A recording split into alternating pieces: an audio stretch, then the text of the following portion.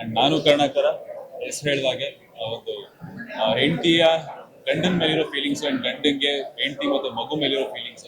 ಏನಾದ್ರೂ ಒಂದು ಫ್ಯಾಮಿಲಿ ಅಂತ ಬಂದ್ರೆ ಗಂಡನ ಮೇಲೆ ಜಾಸ್ತಿ ರೆಸ್ಪಾನ್ಸಿಬಿಲಿಟಿ ಇರುತ್ತೆ. ಅದರಲ್ಲಿ ಒಂದೇ ಒಂದು ಎಳೆ ಮಕ್ಕಳಾಸಿ ಈಡೇರಿಸೋದು, ಅದರಲ್ಲೂ ಒಂದು ಚಿಕ್ಕ ಎಳೆ ಒಂದು ಕಾರು. ಸೊ ಆ ಒಂದು ಚಿಕ್ಕ ಎಳೆನ ಇಟ್ಕೊಂಡು ಒಂದು ಅದ್ಭುತ ಸಿನಿಮಾನ ಮಾಡಿದ್ದಾರೆ ಇಡೀ ಟೀಮ್.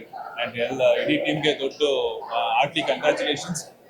ತುಂಬಾ ಒಳ್ಳೆ ಸಿನಿಮಾ ಬಂದಿದೆ.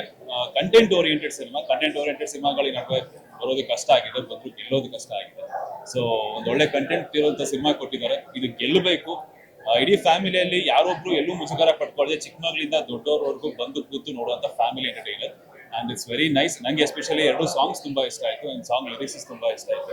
ಈಗ ಸಿಕ್ಕಿದ್ರು, ಈಗ ಅವ್ರ ಹತ್ರ ಮಾತಾಡ್ತಾ ಇದ್ದಾರೆ.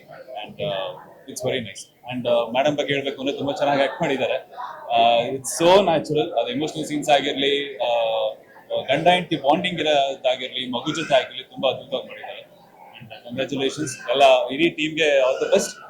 ದಯವಿಟ್ಟು ಎಲ್ಲ ನಮ್ಮ ಕನ್ನಡದ ಪ್ರೇಕ್ಷಕರು ನಿಮ್ಮ ತಾಲೂಕುಗಳಲ್ಲಾಗಿರ್ಬೋದು, ನಿಮ್ಮ ಜಿಲ್ಲೆಗಳಲ್ಲಾಗಿರ್ಬೋದು, ಆ ಥಿಯೇಟರ್ಗಳಿಗೆ ಹೋಗಿ ಈ ಸಿನಿಮಾ ನೋಡಿ. Thank you so much. Thank you.